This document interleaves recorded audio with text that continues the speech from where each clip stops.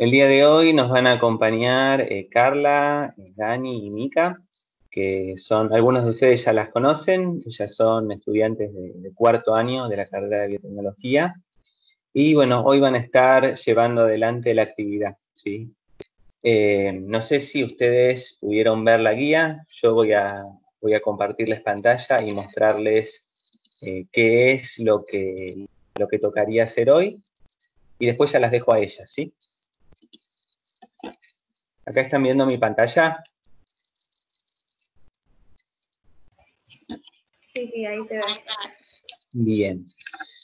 Hasta hace un año más o menos, el trabajo práctico número 5 era de trabajo con Drosophila melanogaster, ¿sí?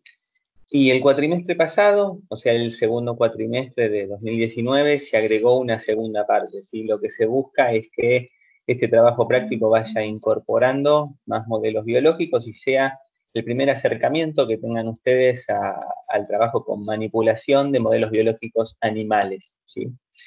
Hay una primera parte del TPE, que es la que ya estaba desde antes, que es trabajo con Drosophila melanogaster, que son las mosquitas de la fruta. Algunos de ustedes ya las conocen porque participaron de algunos talleres que estuvimos dando, pero bueno, para quienes no, hoy van a conocerlas un poco más, y los que ya la conocen van a profundizar un poco lo que ya vieron, ¿sí? La primera parte es la misma que lo que se hacía siempre, que consiste en lo que eran las cruzas de tipo mendeliana con las mosquitas. Ya las chicas les van a contar bien. Y lo que se agregó a partir del año pasado es una segunda parte de este TP para sumar a lo que era el trabajo en el cuarto de moscas que hay en la Facu, una parte de trabajo en el acuario que tenemos, ¿sí? Entonces se agregó lo que serían Phisa acuta y Planor biscorno, que son dos especies de caracoles. Con estos caracoles lo único que había que hacer era juntar unos huevitos y aprender a usar el microscopio para poder observar los embriones, ¿sí? Eso es lo que se agregó a lo que se estaba haciendo antes. Así que bueno, ya habiendo dicho esto, voy a dejar de compartir. Disculpen que no prendo la cámara, pero se me va a trabar todo por el internet, ¿sí? Y ahora los voy a dejar con Car, que les va a contar un poquito sobre algunas cosas de modelos biológicos y les va a dar una introducción a lo que sería el TP. Todo tuyo, Car. Hola chicos, ¿cómo andan? Bueno, sé que muchos me conocen y muchos participaron en los talleres del Field WADE, así que muchos temas se van a repetir y espero que los que ya lo escucharon que me ayuden a responder las preguntas. Eh, y bueno, esperemos que les divierta a los que no lo vieron. Voy a empezar yo dando una parte de los modelos de la vida y después Dani va a terminar de contarlo. Y después Mica se va a enfocar más en la parte de drosófila y la parte de microscopía. Bueno, comenzando con los modelos de la vida. Se está viendo la presentación, ¿no? Sí. Bueno, ¿tienen una idea de qué es la imagen que se ve en el fondo? Si bien no está completa la imagen es circular, es un poco a modo decorativo en esta filmina. ¿Alguien tiene idea de qué es? ¿Qué son estas rayas que se relacionan? ¿A qué se parece? ¿Un árbol filogenético? ¿Puede ser? Exacto, es una forma de clasificación de los organismos según cómo se relacionan evolutivamente, es decir, que se relacionan a partir de su filogenia en este gráfico. Y como bien dijiste, es un árbol filogenético de forma circular. Y este árbol filogenético se basa en la teoría del naturalista Darwin del ancestro en común, que explica que todas las especies cambian a partir de un antepasado en común que se fue adaptando a las condiciones del medio ambiente. Para verlo más gráfico, tenemos acá este árbol filogenético, en donde tenemos un organismo común acá abajo, en lo que sería como las raíces del árbol, que fue sufriendo distintas mutaciones, distintas modificaciones, que fue generando la gran variedad de las especies. Y es por esto que se pudieron después agrupar según determinadas características en reinos, animal, vegetal, de los hongos. Y si bien todos estos organismos tienen diferencias, y es por eso que tienen distintas clasificaciones, también tienen similitudes, y es por estas similitudes, como por ejemplo vías metabólicas, material genético, métodos de desarrollo, que se pueden clasificar en modelos biológicos algunos. Y sabiendo esto, ¿qué es un modelo biológico o un organismo modelo? Aunque sea, digan palabras, ¿a qué les suena? Ejemplos. Un modelo biológico es algo que un organismo que tiene gran correspondencia con, por ejemplo, en este caso sería el humano, que es lo más difícil de poder estudiar, que se puede utilizar para una investigación por el hecho de que tiene gran parecido en su genoma, tiene enfermedades que son parecidas, entonces se pueden utilizar para estudiarlo sin tener que utilizar al humano directamente. Exacto. Dicho de una forma más genérica, son organismos que son estudiados para entender fenómenos biológicos que se pueden extrapolar a otros organismos, como es el caso que dijeron recién. Si nosotros queremos estudiar una enfermedad en humanos, por un tema de bioética y de complejidad, no lo podemos estudiar directamente en humanos, entonces, ¿qué usamos? Al ratón comúnmente. Pero vamos a ver que acá el ratón no es el único modelo que se usa, y no solo se usan los modelos biológicos para estudiar enfermedades humanas, que es lo que más conocemos, sino que tienen un amplio abanico de aplicaciones. Y bueno, ¿qué requisitos tiene que tener un organismo modelo? Tiene que tener bastantes requisitos de forma genérica y más general. Tienen que tener un pequeño tamaño para que puedan ser fácilmente manipulables. Tienen que tener cierta homología genética, es decir, que tienen que compartir parte del genoma, porque si no van a ser súper diferentes. Tienen que ser de fácil cuidado y tienen que tener un ciclo de vida corto. ¿Y qué organismos modelo conocen a partir del ratón? Por ejemplo, no sé, de plantas, de bacterias. ¿Cuáles conocen? Estaba, según los que estuvimos viendo en el taller del FIRSUM, estaba el daño el enlaminor, después también estaba el Fisacuta, el Planorbiscornium, después también estaba el ratón y había bacterias, creo que era Escherichia coli. Y Excelente. ¿Y de virus, por ejemplo? ¿Alguien conoce algún virus que crean que es un modelo biológico? ¿Un bacteriófago? ¿No les suena a ningún bacteriófago muy conocido, por ejemplo? Escherichia coli. Escherichia coli es una bacteria, pero un virus que infecta... Sí, Escherichia coli sí, es un modelo biológico. Pero ¿alguno conoce, por ejemplo, un bacteriófago que sea modelo biológico? ¿O saben cuál es el bacteriófago que infecta a E. coli?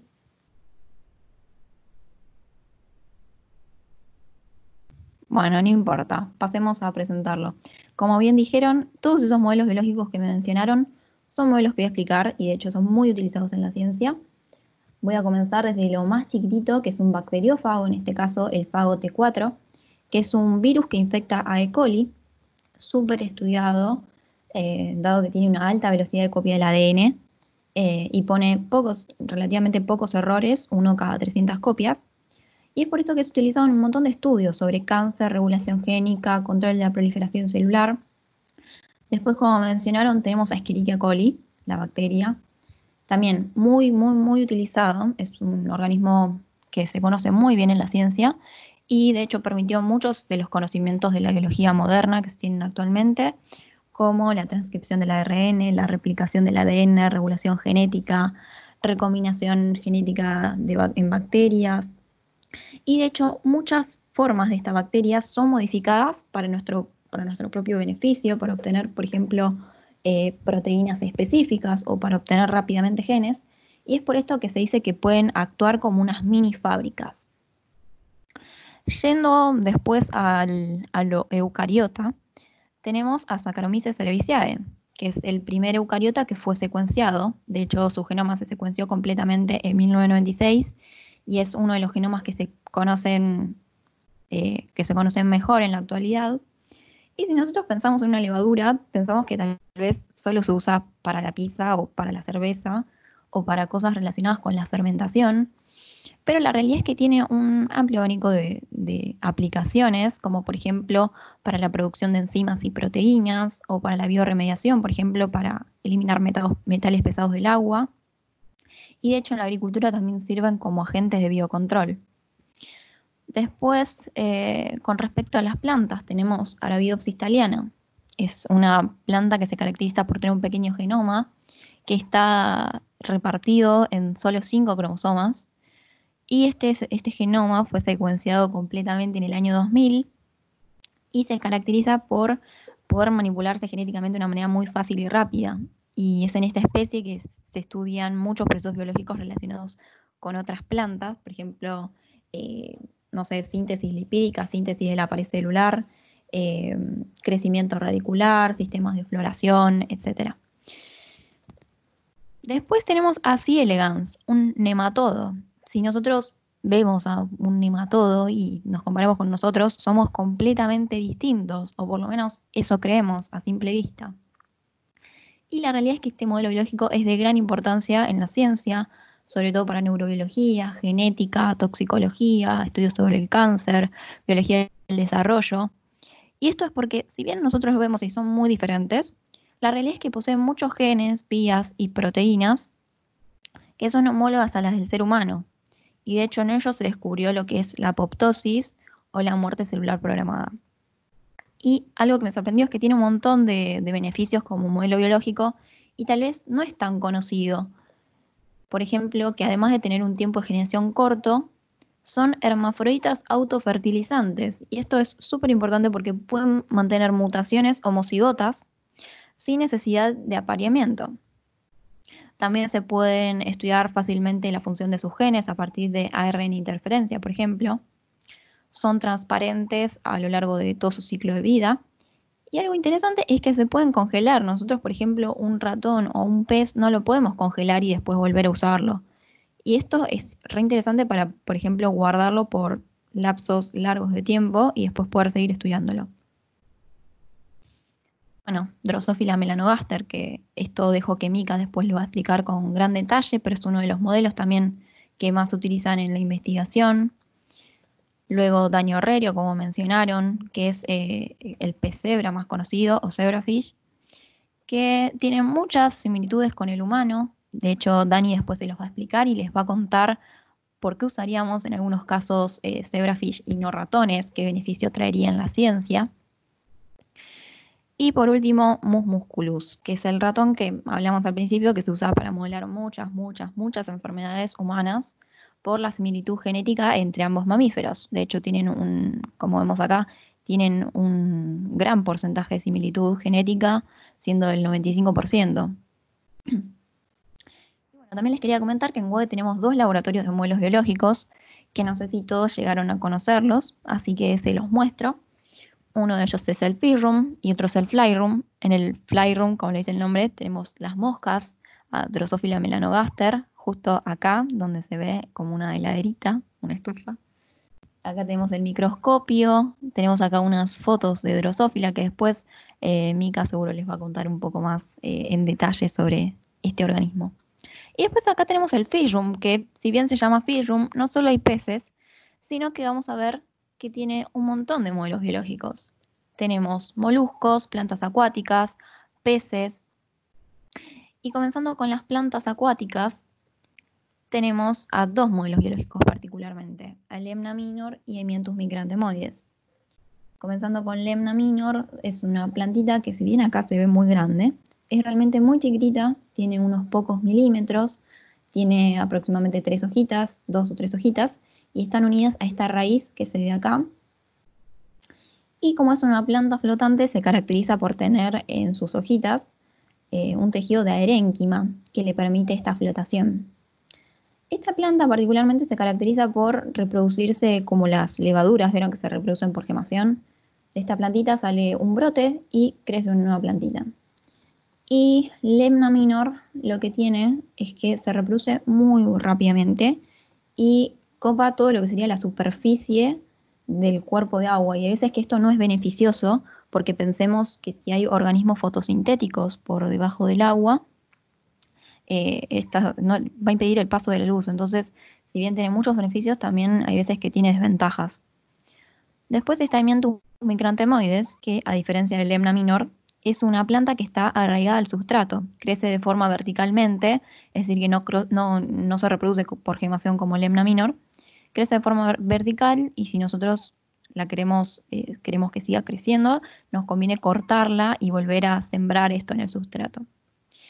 Y algo interesante que les comentaba a los chicos en el taller, en el segundo taller que dimos del Fish Room, es una de las aplicaciones de esta lentejita de agua, que es la fitorremediación. No sé si alguien quiere contar qué es la fitorremediación o para qué se puede usar, qué características tiene.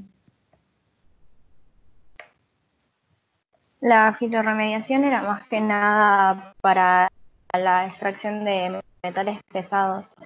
Como está sobre el agua, la lentejita permite absorber, o sea, la raíz está dentro del agua, entonces permite absorber todos los metales pesados que se encuentren. Y había uno de los experimentos que habían puesto lentejitas de agua en diferentes cuerpos de agua, sean dentro de la ciudad o un río exactamente, en el cual se encontraban todos los desechos de las industrias. Entonces veían cuál era el porcentaje de absorción de la lentejita de agua en cuanto a ambos cuerpos. Exactamente, me resumiste todo de una forma que lo explicaste mejor que yo lo hubiera hecho. Y para los que no estuvieron en el taller, ¿se imaginan cuál sería este porcentaje de remoción de los metales pesados? ¿Creen que sería aproximadamente 50%, un rango de 50 a 60, un rango de 60 a 70, más de 70%? ¿Cuánto se imaginan? ¿Que es eficiente esta remoción de los metales pesados por una plantita? ¿Qué creen? Vamos, sin vergüenza. Sé que es muy temprano, pero... Sí, para mí es re eficiente. Exacto. ¿Alguien opina algo distinto? Bueno, la realidad es que es súper eficiente en todos los casos de donde se probó, como dijeron, se probó en efluentes municipales y en efluentes industriales, y en todos los casos la remoción del metal pesado fue mayor al 80%, o sea que es un método súper útil y que es de gran importancia en la biotecnología, podrán imaginarse.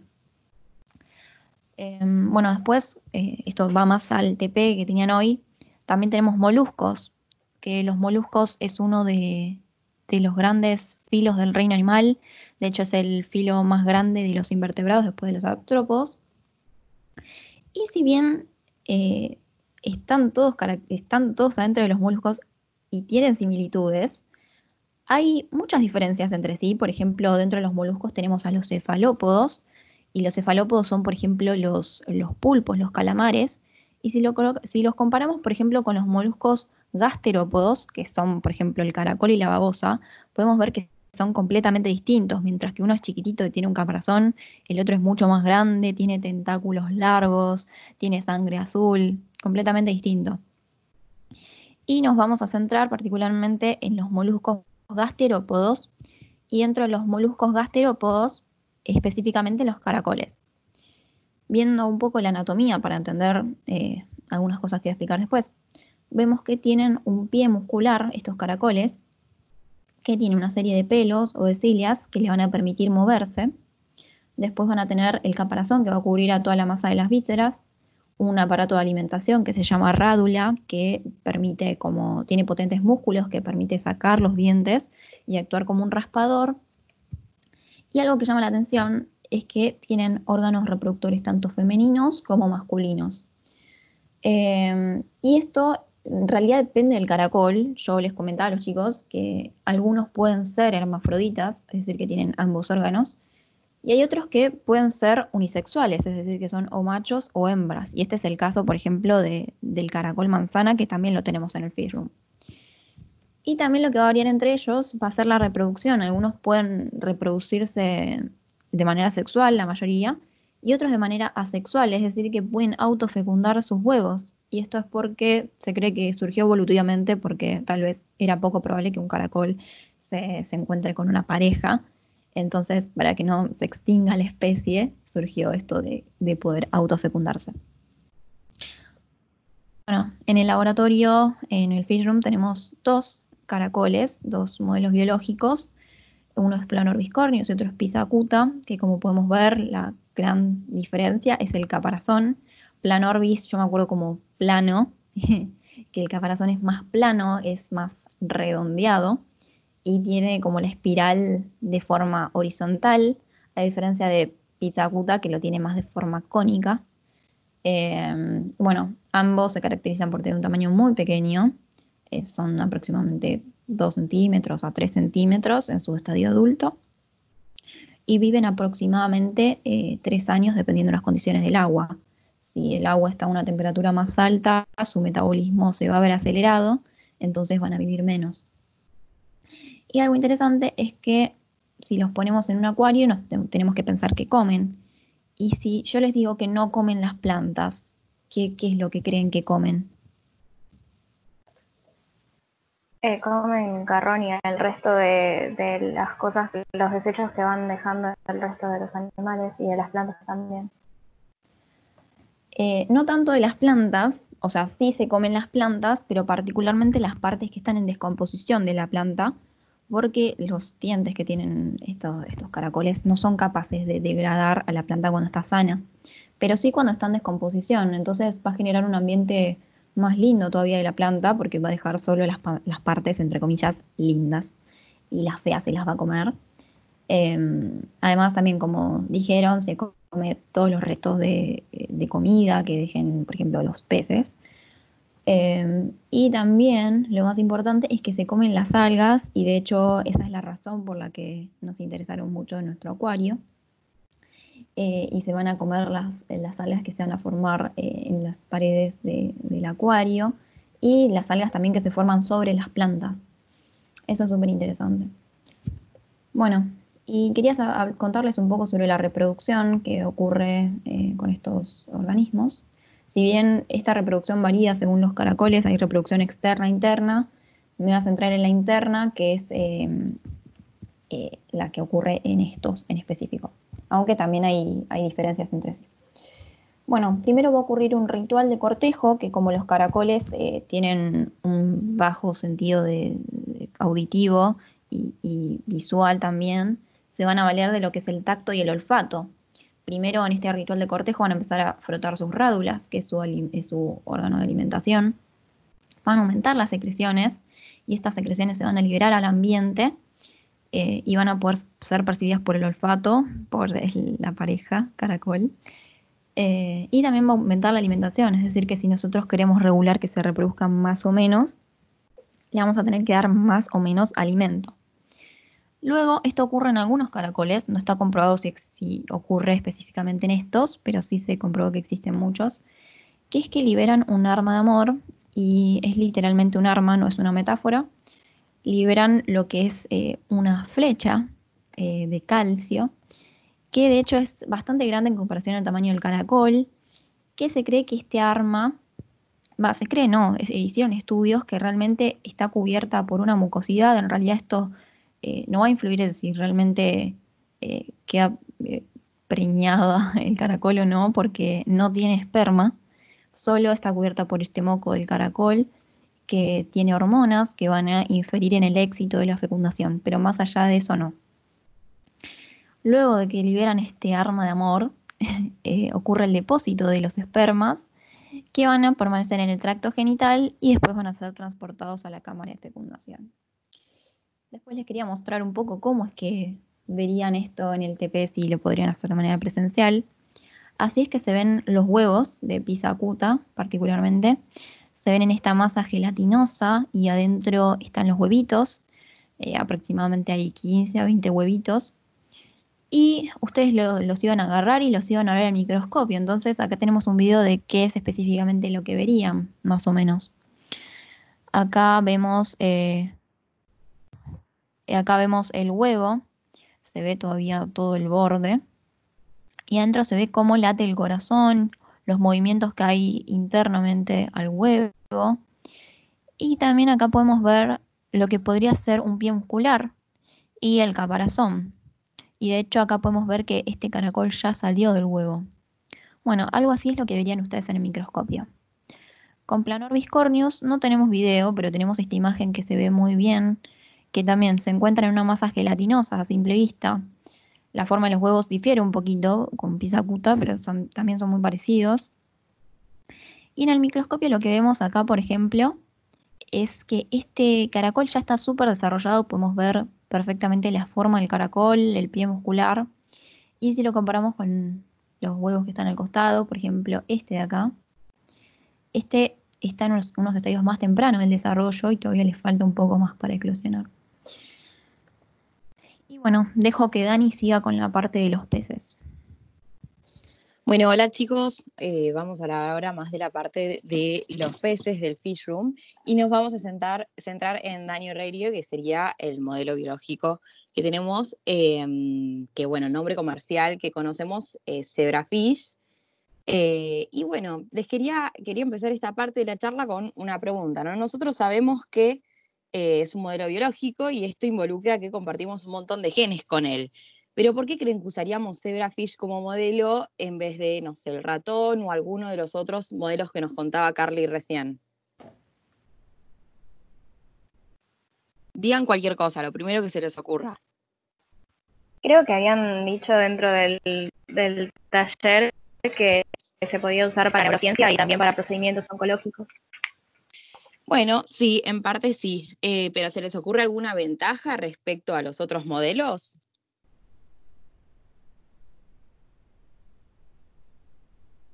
Bueno, no importa, lo vamos a ver ahora, así que no se preocupen. Bueno, les voy a dar un breve ejemplo con el ratón, por ejemplo, ¿no? Si nosotros nos ponemos a pensar en el ratón, es como uno de los modelos que más vemos que se usan y que también se comenta en los medios y en todos lados.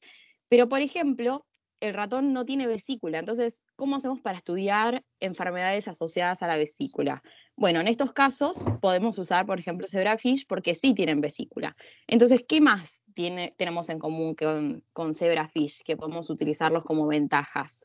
Bueno, por ejemplo, ellos producen estrógeno también. Entonces, esto nos va a permitir hacer estudios sobre el cáncer de mama. Y también compartimos los mismos neurotransmisores principales. Entonces, esto nos va a permitir también realizar estudios neuronales. Pero el principal punto de estudio que nos da como las mayores ventajas es el estudio para el desarrollo embrionario. Si nos ponemos a ver las diferencias en cuando usamos un ratón como modelo para desarrollo embrionario, a diferencia de Zebrafish, cuando usamos el ratón para poder estudiar los embriones, tenemos que realizar un procedimiento quirúrgico, porque son mamíferos, no ponen huevos. Entonces, tenemos que ver y hacer una cirugía para extraer a los embriones, y esto por lo general, al ser un proceso tan invasivo, involucra el sacrificio de la madre. Y después los embriones no viven mucho tiempo fuera del cuerpo. En cambio, con Zebrafish esto no pasa. ¿Por qué no pasa? Porque al ser ovíparos, esto quiere decir que ponen huevos. Entonces, vamos a ver algunas de las ventajas en la próxima diapo, en donde podemos ver, como mencionamos recién, que la madre no es afectada. Después, una de las principales ventajas es que los huevos son translúcidos, como vemos en la imagen. ¿Esto qué nos va a permitir? Que los huevos sean translúcidos nos va a permitir poder ver sin ser de una manera invasiva, como en el caso del ratón, todo el desarrollo embrionario desde el primer momento de la fecundación hasta que el huevo eclosiona y el embrión nace. Y bueno, ya deja de ser un embrión. También otra de las ventajas es que tiene un menor mantenimiento. Porque no solo que ocupan menos espacio que los ratones, y bueno, dentro de una pecera van a entrar muchísimos más peces que los ratones en una jaula, sino que también no tiene tanto mantenimiento en el sentido de los parámetros, solamente vamos a tener que ponerlos en un agua con su temperatura indicada, que es alrededor de unos 28 grados centígrados, capaz que un poquitito menos, 27, y controlar que, bueno, esta no sufra de contaminaciones, nada que pueda afectar a los peces y los embriones. Y bueno, otra de las ventajas es que tiene un menor tiempo de desarrollo. Para que tengan una idea, un ratón va a tardar alrededor de unos 22, un poquito más, días para que complete todo su desarrollo. En cambio, el pez zebrafish va a tardar solamente 72 horas, es decir, 3 días con una temperatura de 28 grados. Capaz que si se reduce un poco la temperatura va a tardar alrededor de una semana, pero con esta temperatura, que sería como la óptima, va a tardar 72 horas. Bueno, ahora teniendo un poco en cuenta el contexto y la importancia de zebrafish y su desarrollo, vamos a pasar a explicar un poco su reproducción. Bueno, cuando estos peces llegaron al laboratorio de UADE, todos tuvimos que aprender cosas nuevas. Entonces decimos, bueno, ¿cómo empezamos? Primero llegan al laboratorio, decimos, bueno, investigamos un poco, tienen cierta temperatura, cierto pH el agua, agua dulce, agua salada, que se usa. Pero una vez que ya aprendemos a mantenerlos y que vivan sin que sean afectados, decimos, bueno, ¿y cómo empezamos? ¿Cómo digo, quiero reproducirlos? ¿Y qué hago? Bueno, primero vamos a mirar qué es lo que hacen otros. Porque, nada, al ser un modelo estudiado en la ciencia, ya hay otros protocolos desarrollados. Pero todos los laboratorios son diferentes. Entonces, ¿me va a funcionar a mí? ¿Cómo hago? Bueno, eso va a involucrar muchísimo mi investigación, pero también tenemos que tener en cuenta que no dejan de ser seres vivos, naturales, que vienen de la naturaleza. Entonces, ¿qué vamos a hacer? Mirar a la naturaleza, ver qué es lo que hizo ella, porque ellos en la naturaleza no se reproducen con ayuda nuestra, lo hacen solos. Y con un conjunto de todo esto vamos a buscar los parámetros correctos. Que dentro de estos parámetros vamos a encontrar, por ejemplo, como mencionábamos recién, temperatura, pH, el entorno y las condiciones fisiológicas. En cuanto al entorno, ¿qué se les ocurre que podemos poner? ¿Qué dicen del entorno que puede funcionar? ¿Qué tenemos que cambiar o cómo los podemos ayudar? ¿Los dejamos en la pecera nada más? Cualquier cosa que se les ocurra. Decían que la mayoría de los peces ponía los huevos en las orillas, entonces lo que se hacía era poner la cajita de reproducción en la orilla de la pecera, más que nada pegada al borde, para que se puedan reproducir ahí y haga de orilla. Pero se tenían que tener en cuenta otros parámetros por el hecho de que los más grandes se comían a los huevos. Entonces la cajita tenía que tener una rejilla para que cuando la hembra pusiera los huevos, esos cayeran abajo de la rejilla y después el resto de los machos pudiera fecundarlos. Perfecto, perfecto. Me encantó. Estoy feliz de que te acordaste de todo. Eso significó que sirvieron los talleres.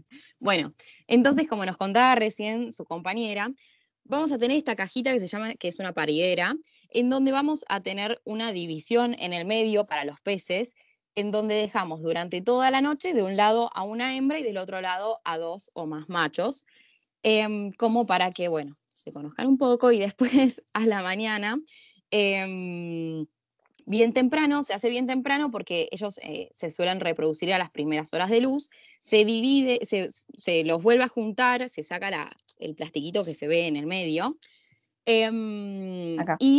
claro, es ahí, y se realiza la reproducción.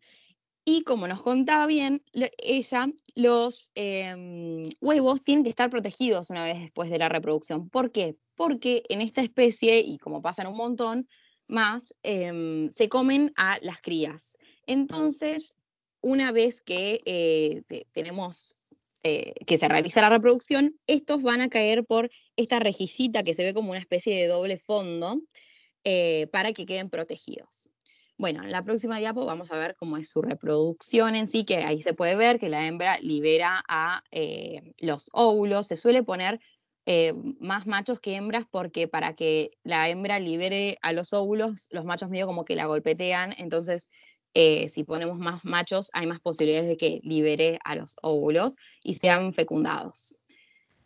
Bueno, otro factor importante a considerar son las condiciones fisiológicas. ¿Por qué?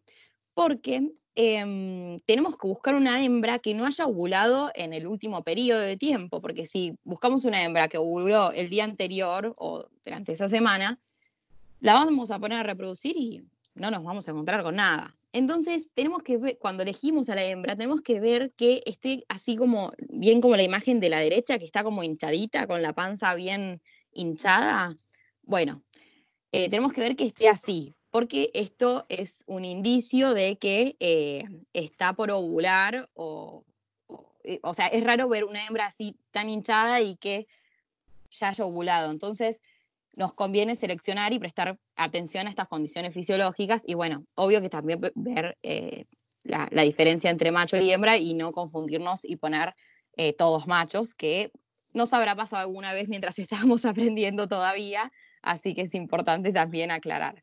Bueno, teniendo en cuenta su reproducción, vamos a ver un poco su desarrollo. En el desarrollo de zebrafish vamos a tener 7 etapas. Primero vamos a tener una etapa de cigoto, después clivaje, blástula, cástula, segmentación, periodo faríngeo y periodo de eclosión. Bueno, en la primera etapa que es de cigoto, esto es aproximadamente a los primeros 10 minutos, o sea, al toque, ya se produce como una primera diferenciación que podemos ver, en donde se producen dos polos. Vamos a tener un polo animal, que sería la parte de arriba que podemos ver, y un polo vegetal, que es la parte de abajo. El polo animal es donde se va a producir toda la segmentación de las células, la división celular y el desarrollo del embrión. Y el polo vegetal va a ser medio como una cajita feliz de alimento que le va a proveer justamente nutrientes durante todo el desarrollo embrionario. Después vamos a pasar a la etapa de clivaje, en donde el polo animal ya empieza a dividirse, pasando de 1 a 2 células, de 2 a 4 y así sucesivamente, pero lo hace de una manera muy ordenada, como podemos ver ahí en la imagen, se hace como de una manera muy ordenada. En cambio, cuando llega ya de un paso de 32 a 64 células, se comienza a dividir más todavía, que pasa al periodo de blástula, y empieza a formar como todo como un aglomerado de células que podemos ver en esa partecita como a la derecha, en diagonal para arriba, que se llama epibolia. Y esta epibolia, cuando tenemos todo este como cumulito de células, van a empezar a migrar como si se estuvieran derritiendo por arriba del polo vegetal hasta llegar más o menos a la mitad. Una vez que llega más o menos a la mitad, va a pasar al periodo de gástrula, en donde se va a formar este como choricito que vemos al costado. Este choricito es muy importante en realidad, es una de las etapas más importantes porque es cuando empieza la producción de las capas germinales. Que bueno, hoy para tener una idea del desarrollo embrionario está perfecto verlo así, pero si les interesa un poco más del tema, después pueden ir a ver la charla del taller que se explica muchísimo más en detalle, más que nada esta etapa. Bueno, una vez que ya forma el choricito, se va a empezar a diferenciar en distintas cosas, es decir, las células van a empezar a tener un lugar para donde ir y decir, bueno, yo voy a hacer músculo, yo voy a hacer cerebro, yo voy a hacer lo que sea.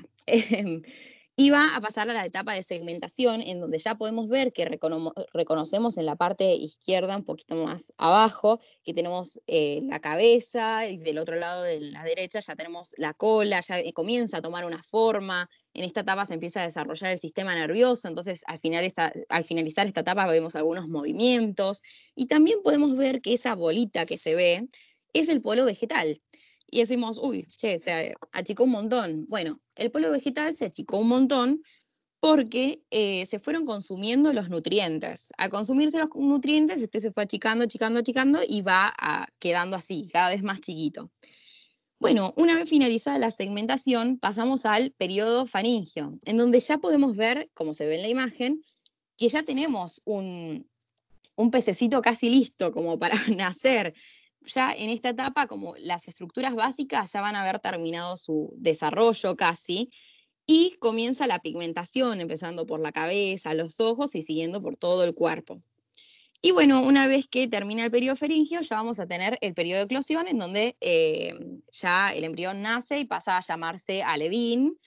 Pero lo muy impresionante de todo esto es que, como les comentaba antes, se realiza solamente en 72 horas, es en 3 días. Y podemos ver, como comentábamos también, que podemos observar tipo al microscopio de una manera muy poco invasiva, casi no invasiva, porque lo único que hacemos es tomarlos desde el lugar en donde ellos están en la pecera y llevarlo al microscopio, punto final. Y podemos ver todo su desarrollo, cada etapa podemos analizar. Entonces, si yo le hice algún tipo de ingeniería genética o le inserté algún gen de alguna patología que se suele producir en el desarrollo embrionario, vamos a poder observar si esa patología se reproduce en este modelo biológico o no, simplemente al verlo al microscopio. En el caso del ratón tendríamos que abrir a la madre, matar a la madre, tomar los embriones, abrir también los embriones porque no van a ser translúcidos como estos. Entonces va a llevar un proceso y un protocolo muchísimo más extenso. Bueno, en la próxima diapo podemos ver un videíto que está muy bueno, les va a mostrar lo que sería el desarrollo como cámara rápida, y tenemos los dos polos, empieza la división, se forma este cumulito de células que empiezan a migrar, formando el choricito de las capas germinales, y ahora ya se empieza a desarrollar y orientar más para qué es, tipo formando la cabeza del lado izquierdo y la cola del lado derecho. Podemos ver también ya que se empieza a desarrollar las vértebras, la columna. Y bueno, acá ya tenemos un embrión casi listo para nacer. Bueno, en la próxima diapo les voy a dejar unos links que ahora se lo copiamos o le subimos el PowerPoint. Muy interesantes. El primero es sobre una charla TED del uso de zebrafish como modelo biológico en la ciencia. Van a encontrar algunas similitudes con lo que hablamos porque me inspiré un poquito en ella. Está muy buena la charla. Se la súper recomiendo. Después también una animación sobre el desarrollo embrionario que es bastante más profundo en el sentido de los que les va a contar. Y bueno, un par de videitos más ilustrativos. Bueno, ahora los voy a dejar con Mika hablando del área del Flyroom. ¿Tienen alguna duda antes que pasemos al Flyroom, chicos?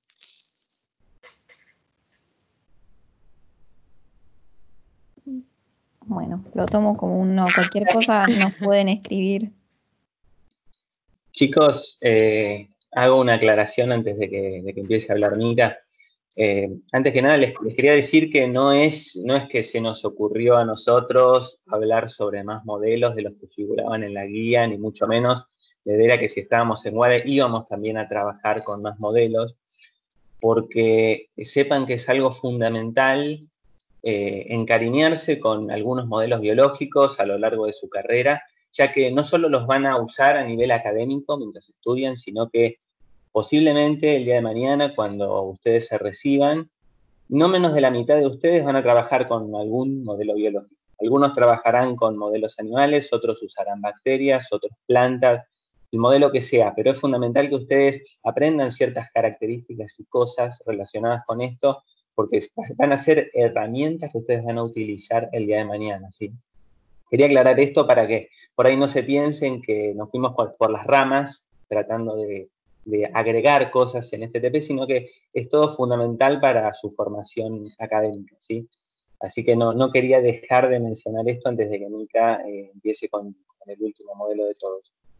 Ahora sí, Mika, te dejo con lo tuyo. Gracias, Martín. Hola, buen día a todos.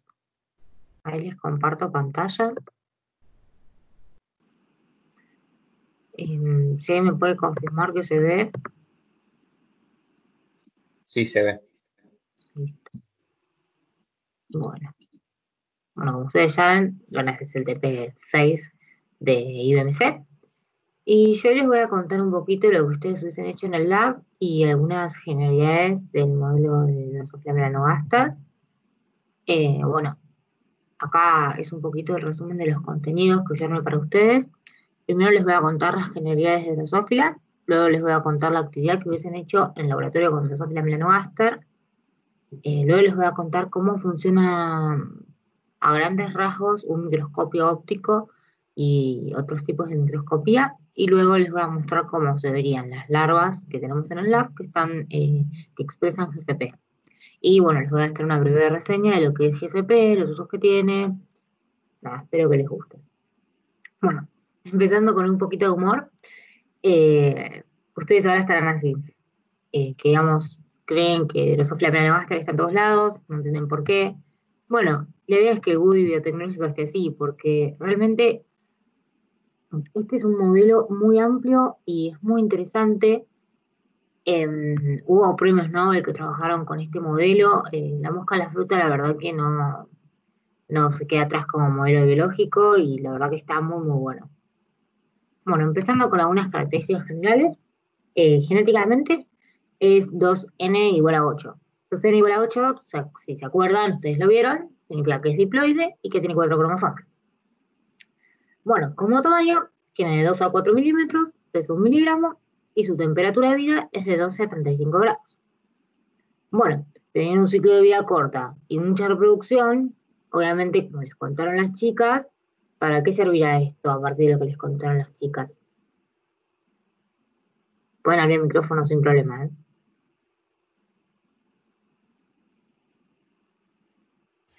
Sí, porque entonces es mucho más fácil que tengas más copias en menos tiempo, más organismos en realidad. Sí, bueno, bien. ¿Y eso para qué sirve? O sea, ¿para qué finalidad?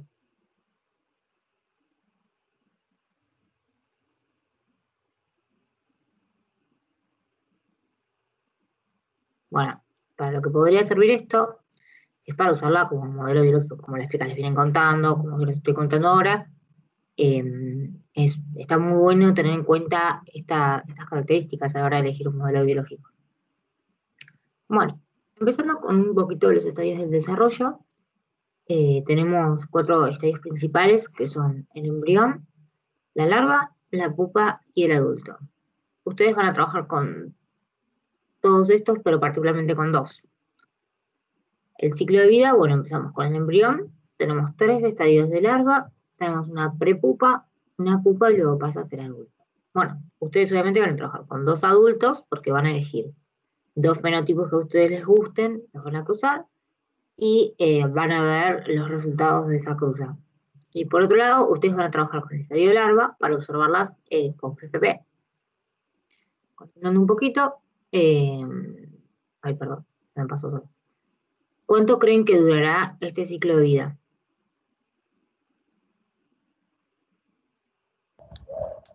Y menor tiempo que el del pez. Bueno, Un día, quizás. ¿cuánto? Disculpa. Un día. Bueno, es un poco distinta la respuesta, pero nada. La respuesta sería un poco que depende de, digamos, la temperatura a la que se encuentre. Es decir, si está a 29 grados, será 7 días. Si está a 25 grados, será 10 días. Y si está a 18 grados, será 19 días. Con esto me gusta dejarles el mensaje de que por ahí muchas cosas en biología dependen de las condiciones. Bueno, continuando un poquito. Ven bien la diapositiva, todo, ¿no?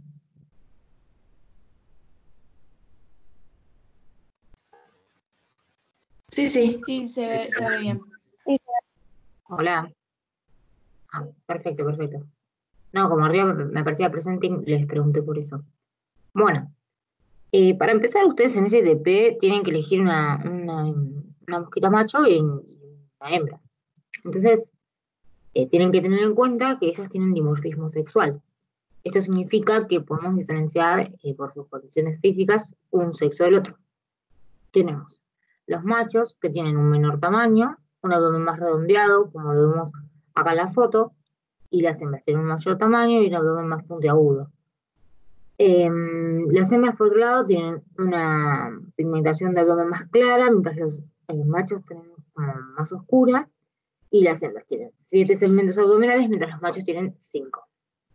Bueno, continuando un poquito, ustedes van a tener que cruzar hembras vírgenes con los machos. ¿Por qué?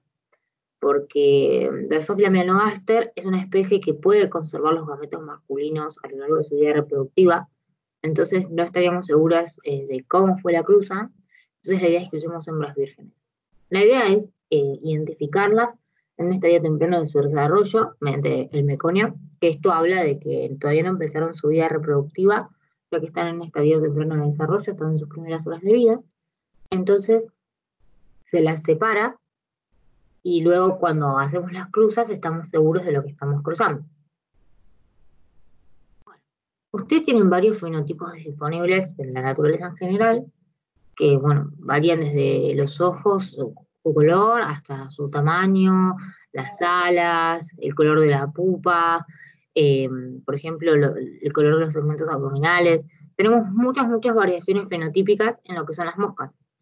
Pero bueno, con lo que vamos a trabajar en este TP y las más conocidas tal vez, son estas que son las más notorias también, que son las alas no curvas, las alas curvas, los ojos blancos y los ojos rojos.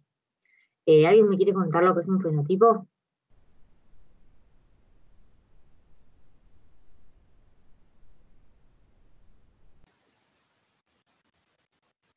Es la parte del genotipo que se expresa. Por ejemplo, una mosca puede tener un genotipo que le indica que va a tener una determinada probabilidad o no de tener tal característica, y el fenotipo es el que expresa esa. Bueno, muy bien. Si bien el fenotipo es lo que se expresa, me gustaría hacerles recordar también que el fenotipo se puede ver como también no se puede ver. Como por ejemplo, un ejemplo que les conté ayer a sus compañeros es el grupo sanguíneo, por ejemplo, que es un fenotipo, lo estamos expresando, pero no lo podemos ver. Bueno, ustedes lo que van a hacer en este trabajo, acá les armé un workflow bastante simpático, es, primero que nada, mirar las mosquitas en la lupa, elegir dos fenotipos que les gusten, de uno de macho y uno de hembra, y ponerlos en el alimento. El alimento va a contener sacarosa, agar, levadura y polenta. Yo acá les puse como advertencia, porque ustedes ya van a recibir esto armado, pero en el caso que ustedes lo tengan que armar, deberían dejar así de costado. ¿Por qué? Porque ustedes van a dormir a las moscas, entonces si ustedes... Y esto va a estar líquido y después se va a ir solidificando, porque el agar lo va a hacer más sólido. Entonces, esto se va a ir solidificando y si no las moscas quedarían pegaditas acá y nuestras moscas se morirían porque tampoco se pueden reproducir.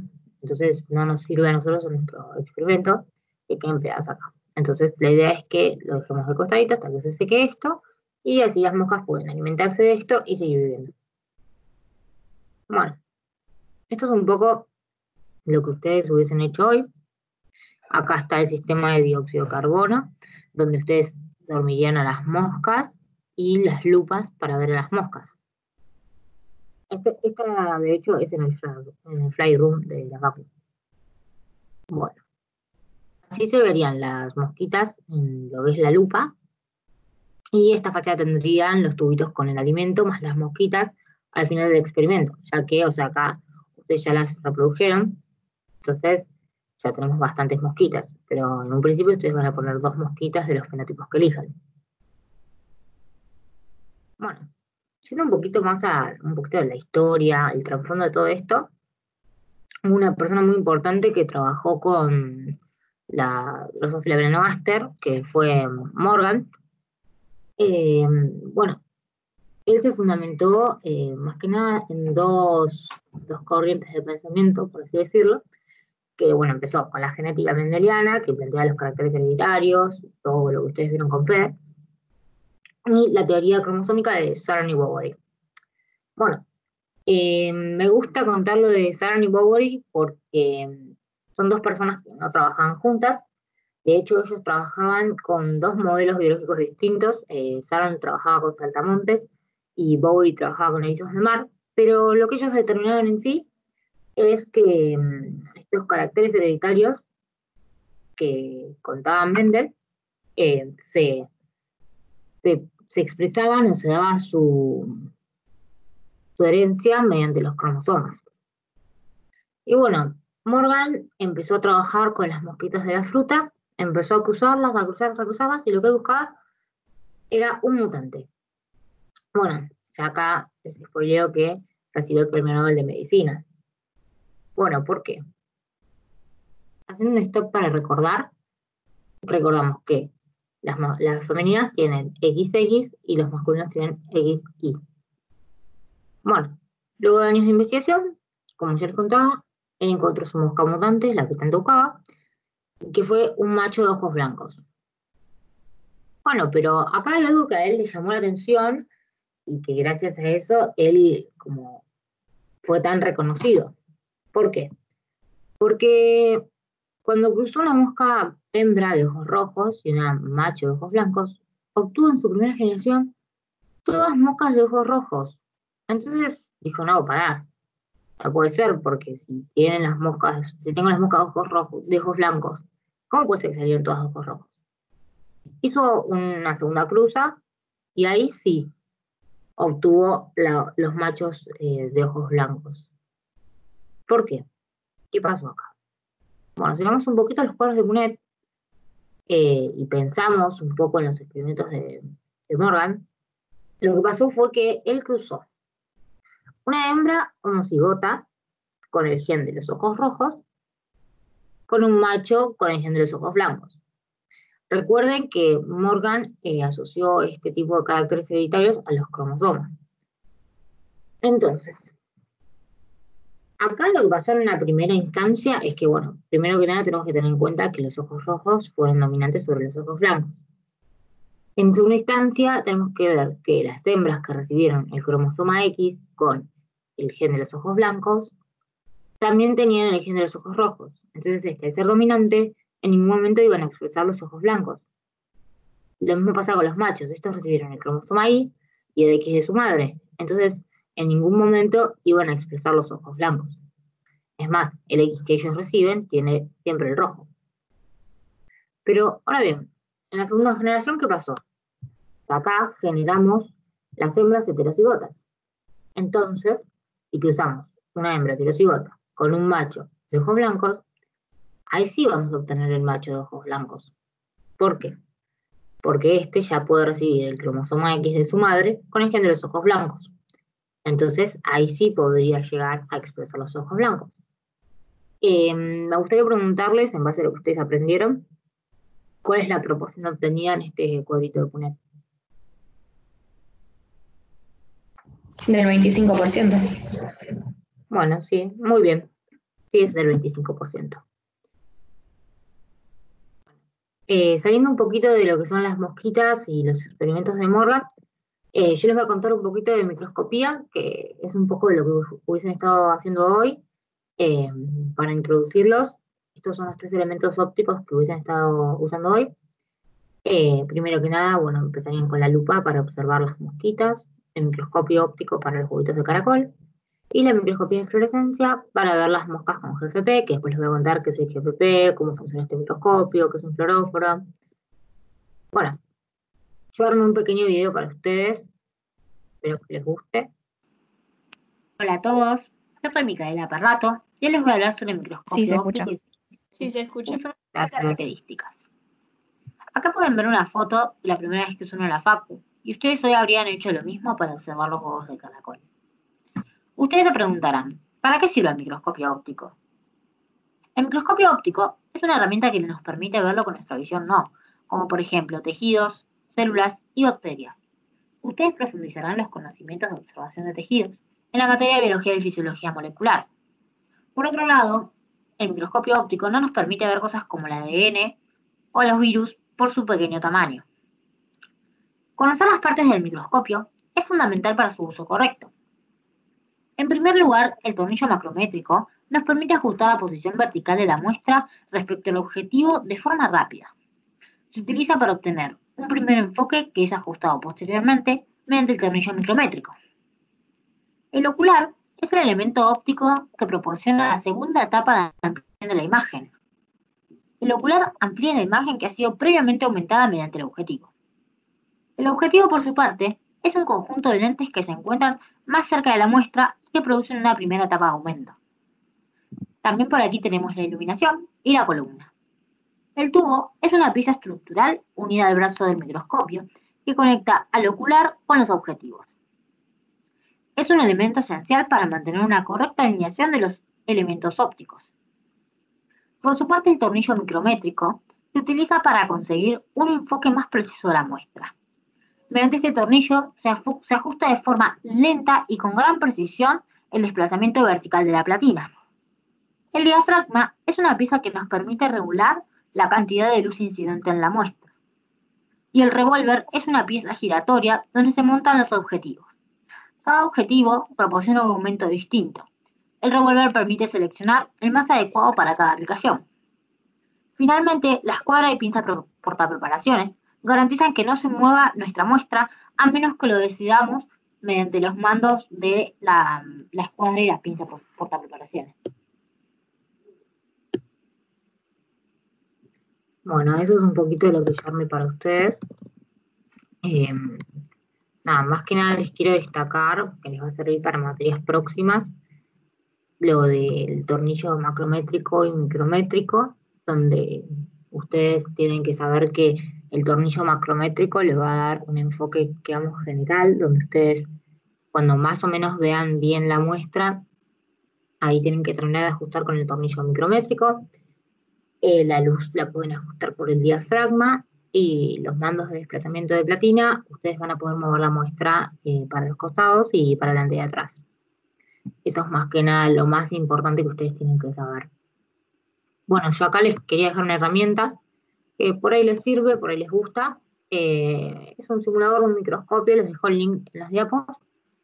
Es más que nada para que ustedes entiendan bien cómo funciona lo del tornillo macrométrico y micrométrico, que les va a servir para próximas materias. Bueno, continuando un poquito, les voy a contar un poquito sobre microscopía de fluorescencia. Bueno, ustedes, bueno, les voy a explicar qué es un microscopio de fluorescencia, empezando por ahí. Ustedes esto lo van a usar para ver las larvas que expresan GFP, y este microscopio va a excitar un fluoróforo con determinada longitud, con una luz de determinada longitud de onda, y esta luz que emite el fluoróforo la va a filtrar y lo vamos a poder ver. Bueno, así se verían las larvas que expresan GFP. Bueno, por ejemplo, un ejemplo de fluoróforo sería el GFP. Acá les dejo un videito por si quieren terminar de ver esto de las larvas. La verdad que son bastante simpáticas, es bastante lindo verlas y cuando lo hagan les va a gustar un montón. Bueno, yendo un poquito a lo que es el GFP viene de la Acura Victoria, es una proteína, su traducción al español es proteína verde fluorescente. Esta le valió el premio Nobel de la Química a estas personas en 2008. Y más que nada me gustaría dejarles el concepto o la aclaración de que, bueno, es una proteína re importante y realmente se consideró un hito el descubrimiento y el uso de esta proteína porque todavía se siguen descubriendo usos y la siguen usando para un montón de cosas. Es re interesante los usos que tiene como reportero y la verdad que revolucionó el mundo de la biotecnología y hay variantes de lo que se les ocurra de GFP, o sea, no solo hay verde, hay un montón de colores, hay un montón de variantes. Realmente es inmenso el mundo de los fluoróforos y nada, la verdad que es re interesante. Bueno, eso es todo. Les quería agradecer por escucharme. Cualquier cosita acá está mi mail.